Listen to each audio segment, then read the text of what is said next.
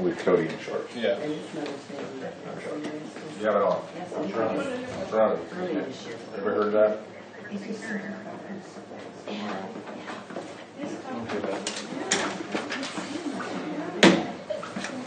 had to call my wife. Come on up. We're ready. You're running way ahead. Oh, right. Somebody sing it. That's always a good day. You think it's going to be 40? All right, I'm going to just pick up patients for something. They have to be in my district, right? Yeah, that's what I don't know how many is Thank in you. your district. Oh, that's my copy. I have it in my notes. I need all the help I can get. I need them too.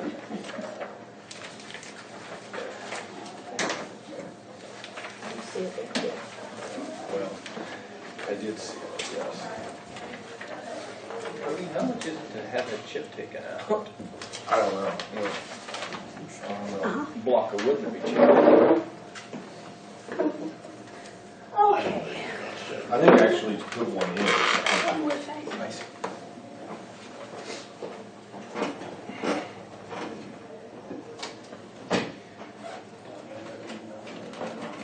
You know, I don't know how long Carol's going to take. You think you'll need a full half hour? I probably won't. It depends on how much discussion we have. So, 10:45.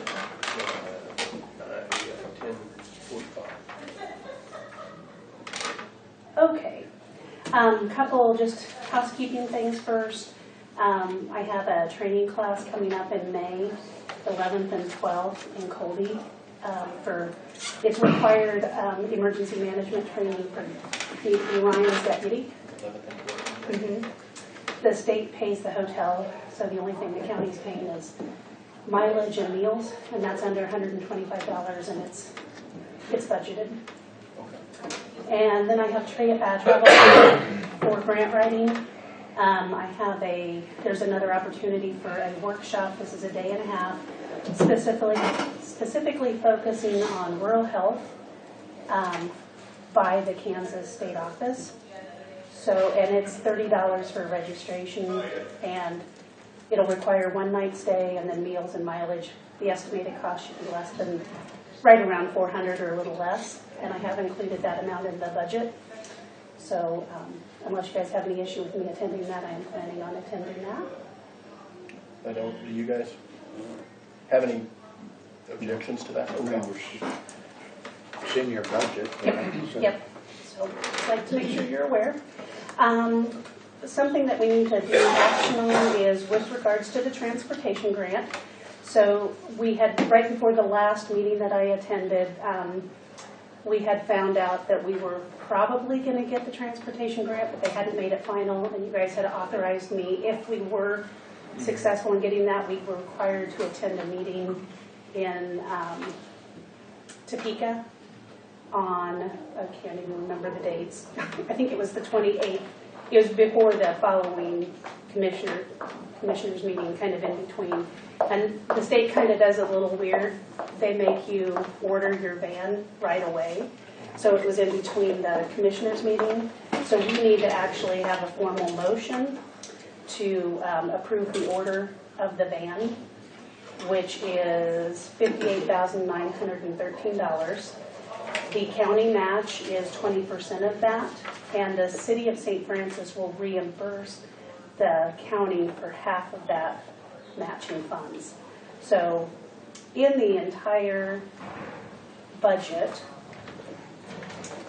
or in the entire plans, we had budgeted $18,771 as the county's 2016 fiscal match.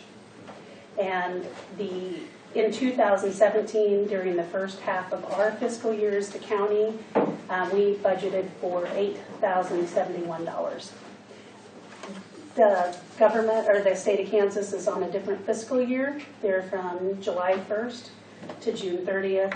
So before we do 2017 budget planning, we'll have to include additional budgeting for the second half of next year, so that we can submit for our second year of operation.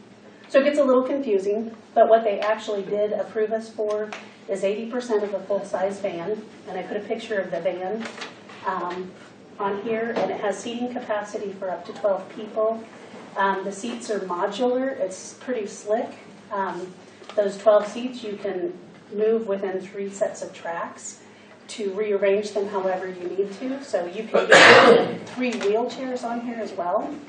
I only ordered the safety equipment for 2 wheelchairs. I don't know that we'd ever exceed that capacity. If we find we have a need, we can always order that extra safety equipment later.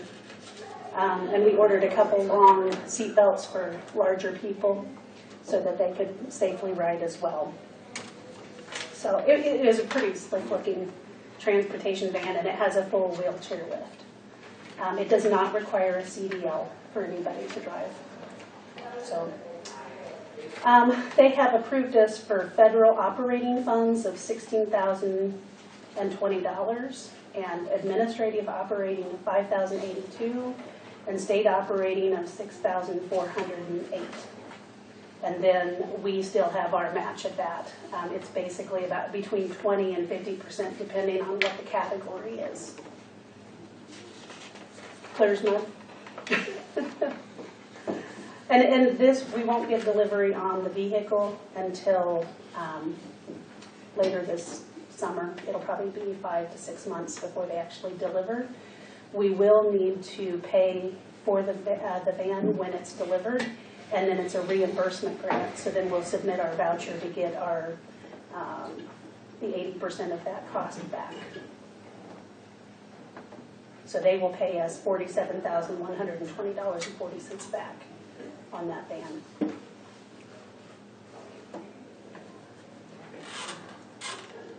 And if you guys don't approve today that we're going to actually order that, I can call the state and say, you guys didn't approve it. Since they forced us to go to that meeting ahead of time. So we,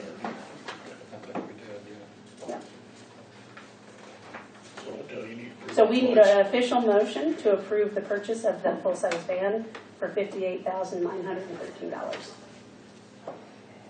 Knowing that matching funds will come in. Spend $58,913 for this van. Okay, and it is an 80-20 matching grant. Okay, do I hear a second? I'll second. All those in favor signify by saying aye. Aye. All opposed, same sign. Okay. Awesome. It's an exciting resource for the county. Now I'm happy. That's the business part.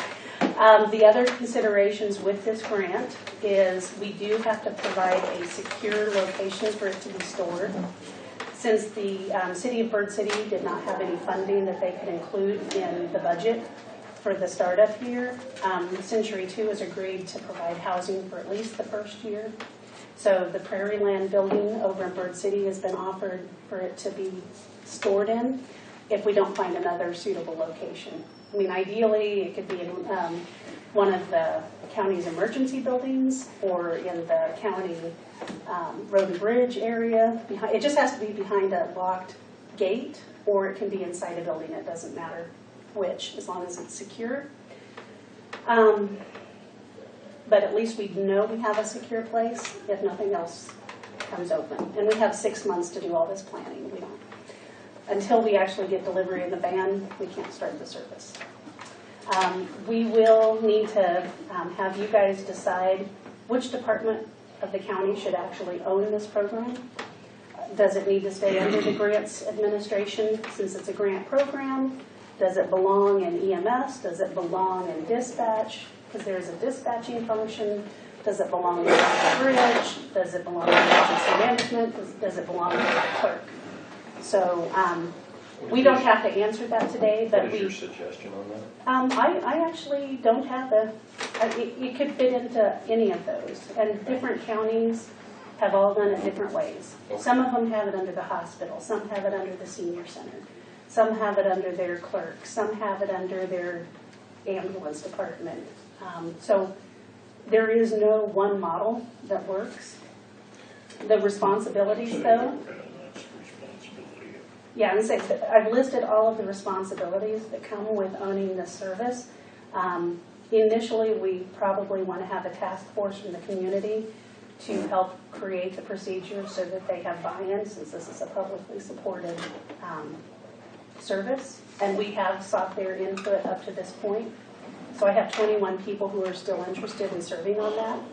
I don't know that we want 21 people actively on that. That's too big, but we could appoint those. We need to actually write a policy and procedure manual for the transportation program. The commissioners would need to adopt that. We'll have to write job descriptions for the van drivers. I did reach out to Beth, and she said she suggests just using the templates once we get done with the process we're doing now, unless we want to incur the expense for them to add that onto the scope of work. So we need to recruit and supervise at least 2 van drivers. They right now the plan would be to cover at least 45 hours per week if the service was running from 8 a.m. to 5 p.m. Monday through Friday. So you're saying split the 45 hours between two people? Okay. Because you have to cover the lunch hours too if you're doing that. Now, we aren't set in stone with 8 to 5 as service too. That can be determined when we do policies and procedures. Might want to do 9 to 5. We might want to do 7 a.m. to 7 p.m. Depending on what the community really says they need. I just kind of modeled this initially off of an average view of what other counties are doing. The position has to ensure that we're meeting all of KDOT's requirements, and there are quite a few. The supervisor and the van drivers have to get training. There's random drug tests that need to happen for drivers. We have to file monthly reports with KDOT, and then we'll have to submit grant reimbursements on a monthly basis. You have to track all of the finances. We're required to attend those quarterly meetings and Hays to stay eligible for the program. Making sure that the van is stored in a secure location and that we do the routine maintenance that's required. We have to advertise the service, and then we have to coordinate dispatch of the service and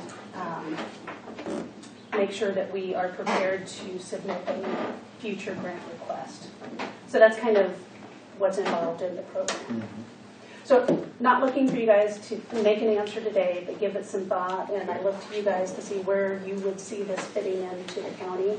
If it fits into an existing department, I'm happy to keep it on as a grant administration project. Just know that that will also kind of cut into the amount of time I would have to search and write other grants. Okay. But it's, I think, an important program for the community, and I'm happy to do that if you desire that. Yes. And eventually we'll need you guys to adopt the actual policies and procedures. And if you want at some point, we could have a special meeting just about this to go into more depth. You guys, or I can email you guys more information. It's Okay. a pretty big undertaking. Thanks for the laundry ambulance service, don't you? What do you think? That would be a good fit because they're used to staffing. And I encourage you not to make a decision today. Okay. Just give it some thought, pros and cons of placing it somewhere. I mean, if all that going on, maybe you don't want Yeah, we may ask Reed. And I would just ask wherever you place it, that I could be involved in the setup because it's taken me over a year Right. to learn all of the KDOT requirements, so I have all that knowledge in my head. And I want to make sure I can transfer that to whoever comes in. And what's the timing you indicated putting a task force together? What's the timing? We have 21 people who have been engaged. We could call them together as soon as the commissioners decide who's going to own this program. That person would want to be the leader of that task force and engage the community. I just wonder if maybe a special meeting where we bring in different department heads and discuss this is going to be the best way to figure out. Yeah. Because I feel like we need to get all those department heads together. Because there's a lot of this that looks, like EMS, but there's a lot of it that kind of looks like road and bridge to me with all the KDOT requirements. So I wonder if that would be the most And there's a beneficial. component of dispatch. Now, the hospital has agreed for year 1 to provide the scheduling service, but ultimately it would be nice to have it come through our dispatch here because it's staffed 24/7. But for the application, the hospital committed to doing that for the first year. So, yeah, I didn't want you guys to make decisions because I think there's so much to consider and think about. That's So, And I don't think it's possible to make a decision without getting all those department heads Yeah. together. and we're not in a to rush. discuss We don't that. have a van sitting out there. And even if we did, we want to implement it slowly and methodically and do it in a way that's going to have a lasting, sustainable approach. So you're thinking 30 to 60 days for? In May or June, Okay. yeah. The next meeting of the centralized transportation district is June 9th. It would be nice to know before that meeting who would be in charge of the program long-term, because they could go with me and I could get them introduced to the group and get them oriented into that process. But it doesn't have to be. So, And you also think about it, see. okay. So, action needed on a Midwest Energy Community Foundation grant. We received a grant check for $550 on April 4th. It's to purchase a Pelican waterproof storage case to hold all of the new technology that we got for the Emergency Operations Center. So it's a very small grant, and I would just look for a motion to go ahead and spend those funds to purchase the storage case, not to exceed the amount of grant funds.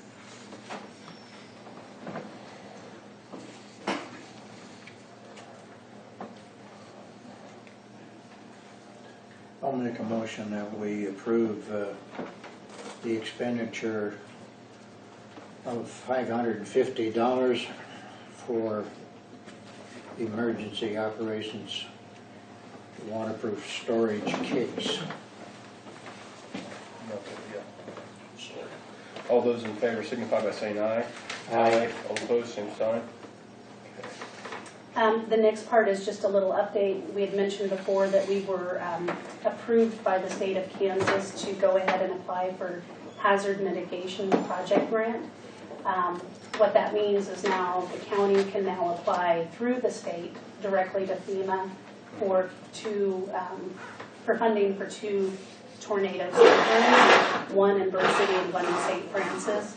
The amount of the grant funds would be $83,475. That's the maximum they would grant us. We had already agreed to a $27,825 local match between the city of St. Francis, which was they approved $5,962.50 on June 22nd.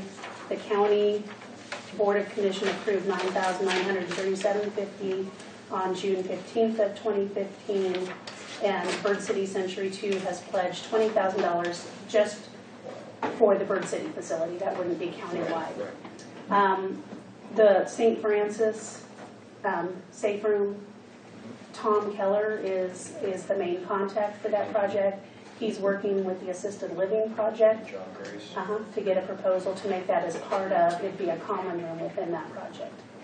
Rod Klepper is the main contact working with the city of Bird City, and they are currently looking to put a standalone facility on city property adjacent to the emergency building in Bird City. So they're in the process of getting those quotes. So we're preparing the application. I will have a final version that'll need to be signed off by the Board of Commission closer to the deadline. And if you guys have questions, we can have a special meeting with Tom Keller and Rod Klepper to talk about those. For your information, Tom has stepped out, Oh, he has? and Eddie Schultz is Okay. now the man that you want to talk to. Tom had not let me know that. I did meet with the architects this week when they were here for the walkthrough of the village. So, our deadline to get it to the state for their review is June 1st, and then the actual FEMA deadline is July 1st. So we have some time. I just wanted to keep you guys in the loop on that progress. Okay. That's awesome. So that's it. Okay. Any questions for grants or emergency management? And we are having weather this weekend. Everybody be safe. We're going to try. Okay. Thanks. Thank you. Did you ladies have anything in particular you wanted to talk about? Okay.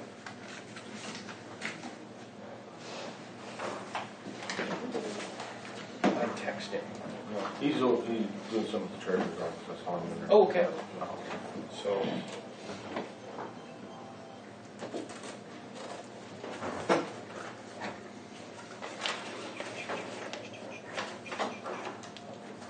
Cities.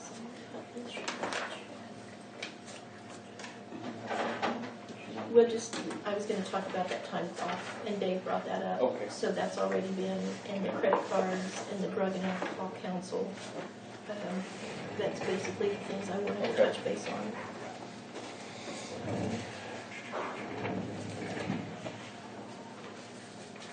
Let's see, it's telling me really.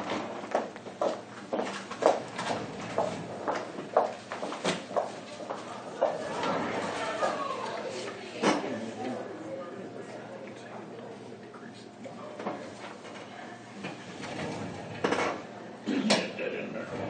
No, but I will.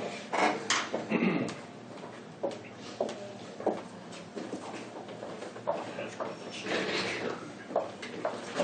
Hello, Howdy. How are you? Good.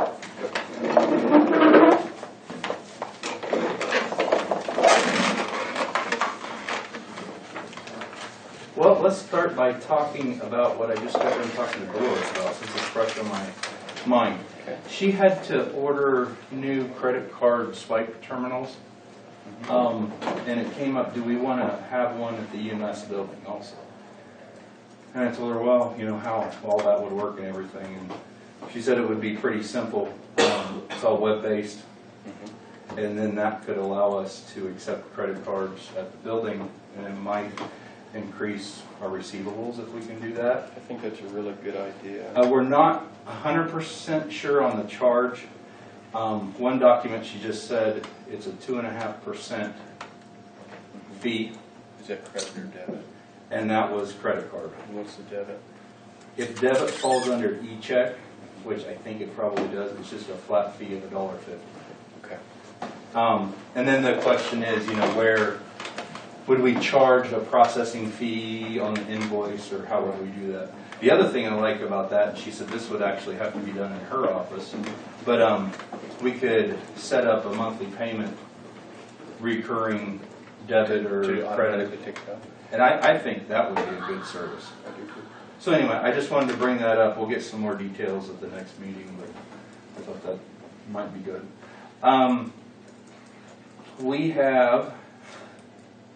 We have done 7 transfers this year up until last week, and we've done 5 in the last week. So we've been going kind of like crazy. In that, we have had 2 trips with 2 blown tires, and we had 1 return trip with a pheasant taking out a headlight. So I'm more concerned about this blowing of the tires deal.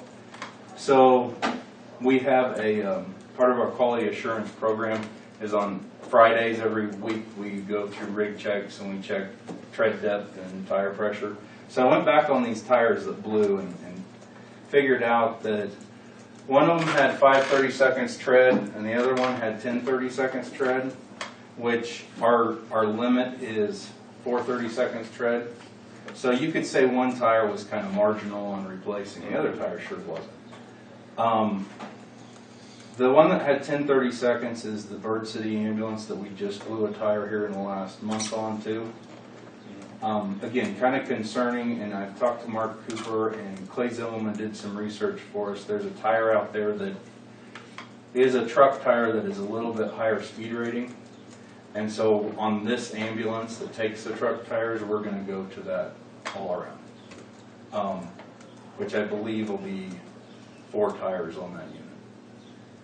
So, you know, you never know what you hit in the road, but I think from an accounting perspective, at least we're doing everything we can.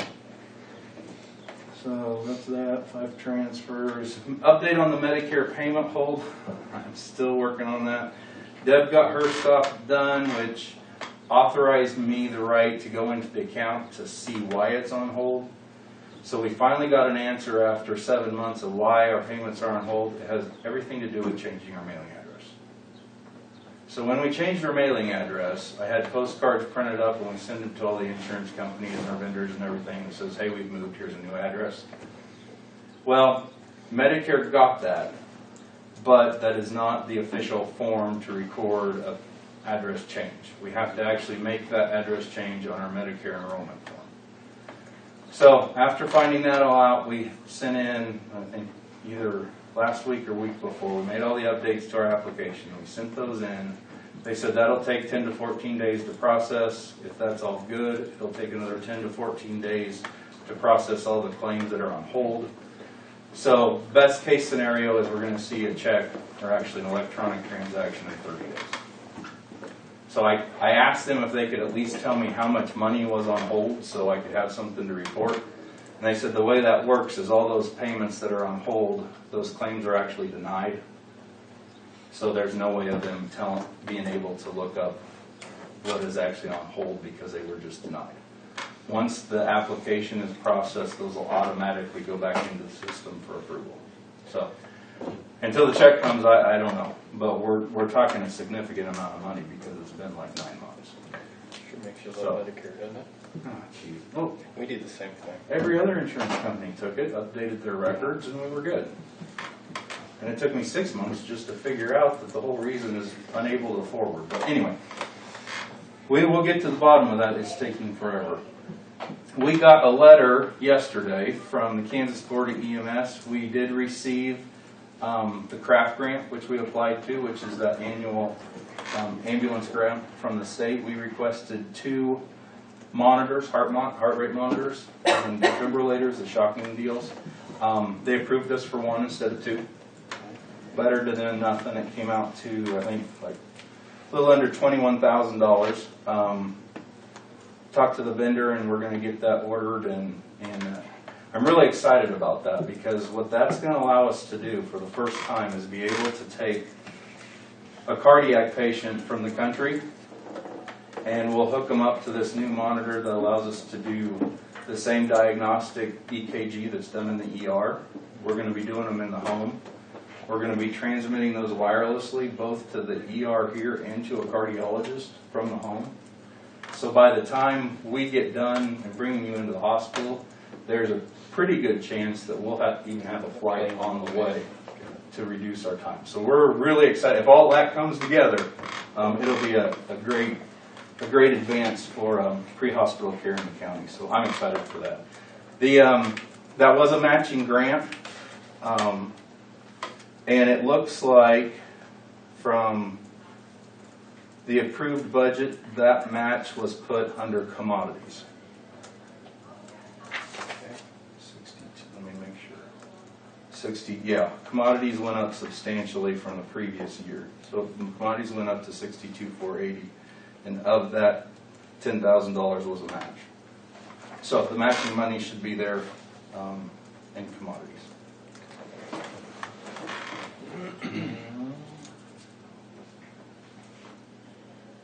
Kansas set-off. Have we got anywhere with Kansas set-off? I agree. Just real quick, I'm sorry. Yeah. You need to get a motion to go ahead and order that Oh, monitor. the Zoll. Is it a Zoll? Phillips. Phillips. Probably better. Let me grab the book. Thanks, Carol. Is it a 50-50 matching grant? No, it's more than that. It's 75-25. 75-25? The amount awarded was $15,663. The local match was $5,220. Okay.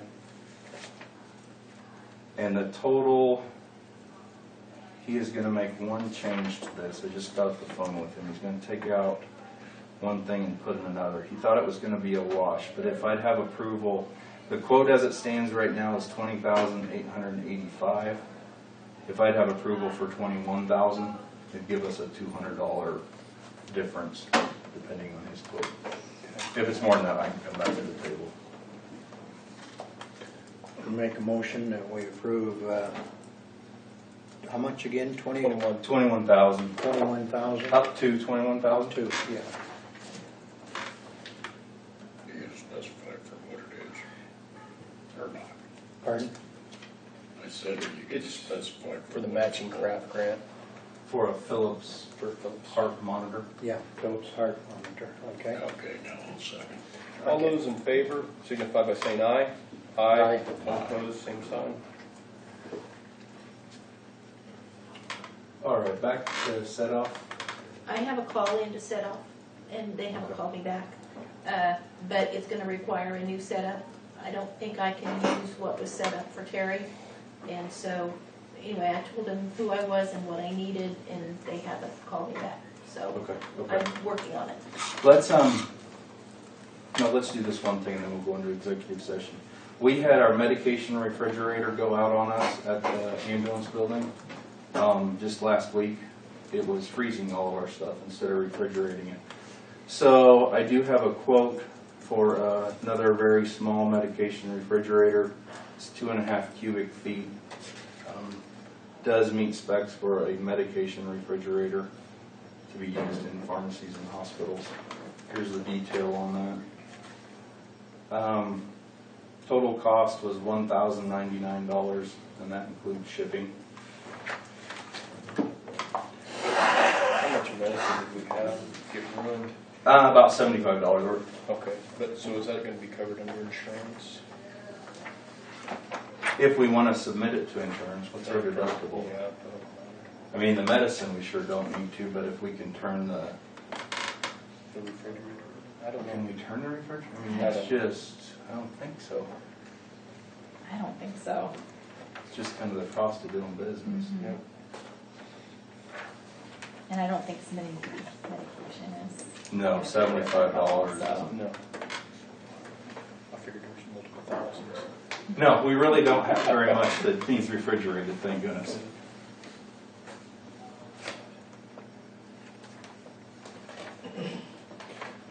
We'll need a motion on that. Okay, I'll make a motion that we purchase a 2.5 cubic foot pharmacy vaccine refrigerator for the ambulance service in the amount of $1,099. All those in favor signify by saying aye. Aye. All opposed, same sign. All right, now let's go into executive session for 10 minutes, financial matters of third party.